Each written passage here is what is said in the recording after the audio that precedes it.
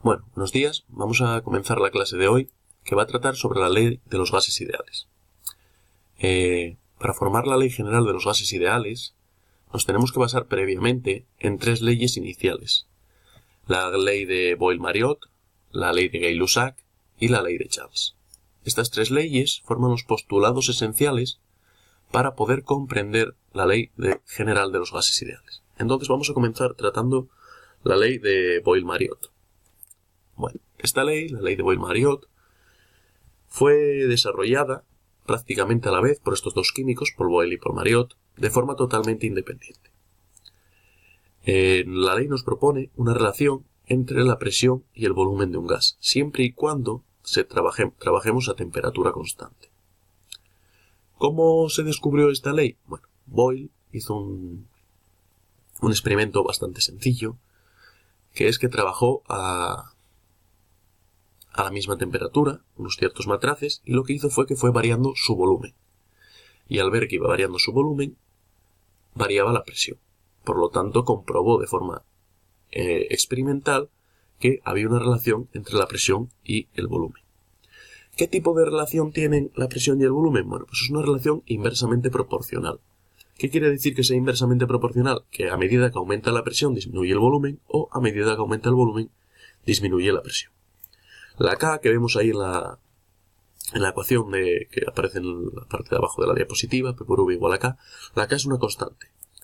¿Qué importancia o qué utilidad tiene esta ley?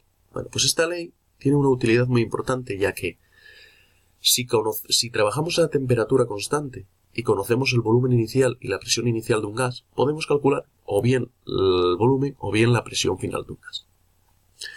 Vamos a ver el vídeo que se adjunta aquí en la diapositiva, en el cual se nos va a mostrar cómo a medida que disminuye o aumenta la presión, en este caso vamos a ver el volumen empieza en 6 y va a disminuir al 1, vamos a ver cómo aumenta la presión y vemos que el indicador de la temperatura se va a mantener constante.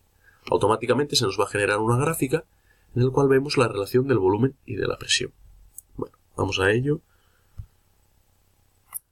Vemos que ahora el volumen sube y al subir el volumen disminuye la presión, mientras que cuando la presión se hace máxima en 2, el volumen se hace mínimo y que la temperatura no varía. Bueno, pues este fue el experimento con el que Boyle se dio cuenta de que esta era la primera relación. Estamos hablando siempre de gases ideales. Más adelante veremos cuál es el motivo de hablar de gases ideales. A continuación vamos a tratar la ley de Gay-Lussac. La ley de Gay-Lussac, este químico, estableció una nueva relación que tiene que ver con las propiedades de los gases. ¿Qué relación estableció? Que había una relación directamente proporcional entre la presión y la temperatura. ¿Cómo se realiza este experimento? Bueno, pues el experimento se realiza siempre a volumen constante y lo que se hace es que a un cierto matraz o un cierto vaso cerrado, para que el volumen se mantenga constante, se le varía la presión. Y se observa que al variar la presión, al aumentar la presión, aumenta la temperatura. Aquí lo observamos en esta gráfica.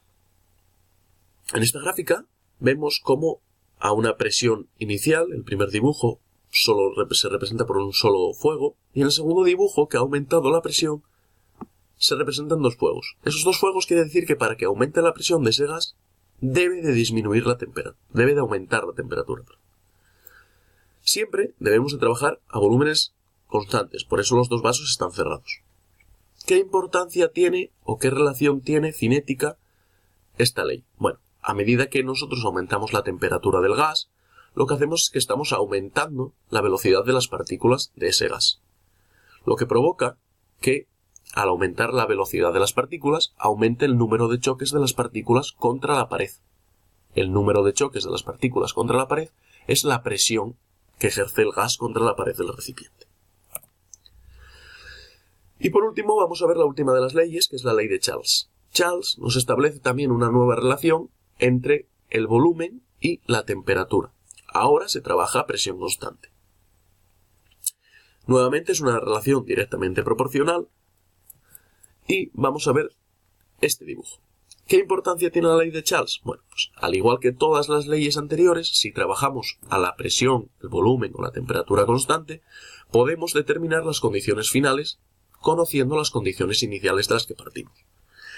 Vamos a ver ahora que la presión no nos va a variar y a medida que aumente el volumen nos va a aumentar la temperatura. Vemos cómo aumenta el volumen. Ahí lo vemos, ha aumentado el volumen, estamos en un volumen 5 y tenemos una temperatura de 450 Kelvin y la presión se mantiene constante. Mientras que cuando disminuye el volumen, ha disminuido la temperatura. ¿Qué experimento se puede hacer? Pues el experimento es, trabajando siempre bajo una presión constante, aumentamos o disminuimos el volumen. Por último, llegamos a la ley general de los gases ideales. Esta ley se basa de las 3 leyes vistas con anterioridad y nos une estas 3 leyes en una sola ley, en la cual no nos hace falta trabajar ni a presión, ni a volumen, ni a temperatura constante. Podemos trabajar pues a cualquier presión, a cualquier volumen, a cualquier temperatura y se pueden variar estas temperaturas. Es una fórmula muy empleada, ya que frecuentemente en la química industrial, se trabaja con gases. Entonces, es muy importante conocer el comportamiento de los gases que vamos a tener, así como el volumen que se va a obtener, la temperatura a la que lo vamos a obtener, para saber cómo se deben de tratar.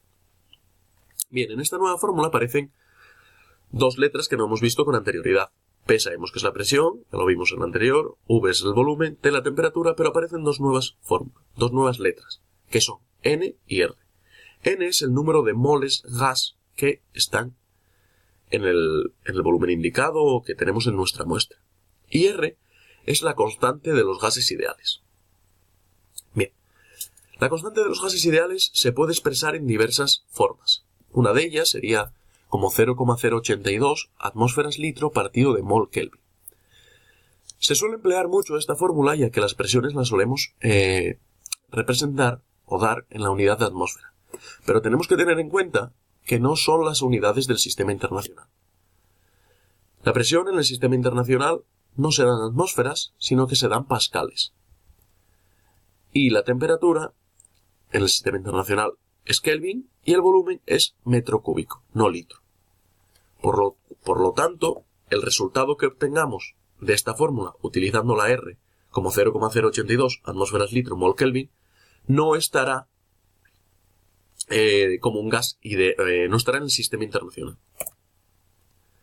Bueno, ¿qué importancia tiene la ley de los gases ideales? Pues como hemos visto, es muy importante en la industria química, para poder conocer y predecir el comportamiento de unas ciertas reacciones químicas. Bueno, ¿y por qué, como nos muestra esta imagen, por qué tengo que aprenderme todas las leyes si todas las leyes se resumen en una? Bueno, hay que aprenderlo por 2 razones. Una razón es la importancia histórica que tienen estas leyes, ya que determinan el fin de la alquimia y el principio de la química moderna, y la segunda es que nos facilita mucho el trabajo en el caso de trabajar a unas ciertas condiciones fijas. Por lo tanto, es importante por esos 2 motivos. Mucho más importante el motivo histórico, ya que hasta esta época no estábamos hablando de química, sino que podíamos hablar de alquimia. Y la ley de Boyle es la primera ley de la química, digamos. Durante esta exposición hemos estado hablando de que siempre se comporta de gas ideal. ¿Qué es un gas ideal? Bueno, un gas ideal es una aproximación que se realiza a un estado ideal. ¿Qué quiere decir aproximación a un estado ideal? Bueno, los gases no son ideales, principalmente por 2 motivos. En un gas ideal consideramos que no existen los choques entre las moléculas del gas, cosa que no es cierta. Las moléculas del gas chocan entre sí aumentando la presión. En nuestro caso ideal solo consideramos que las moléculas del gas chocan contra las paredes del recipiente. Esa es la primera aproximación que se realiza. Y la segunda aproximación que se realiza es que consideramos que el volumen del recipiente es totalmente el volumen del gas. Sin embargo, el gas está compuesto por partículas y esas partículas ocupan un cierto volumen. Por lo tanto, tampoco consideramos el volumen de las partículas del gas. Esa sería la segunda aproximación. En la imagen observamos cómo varía el comportamiento de los gases dependiendo de la presión. Estamos trabajando a 0 grados Celsius. Entonces, trabajando a 0 grados Celsius, vemos en la gráfica que a presiones bajas todos los gases, pues más o menos, se comportan de manera ideal. Sin embargo, en cuanto aumentamos la presión a unos 600, 800 atmósferas de presión, vemos que todos los gases no se comportan como estado ideal, sino que ninguno se acerca o se aproxima al estado ideal. Y con esto hemos concluido la lección de hoy.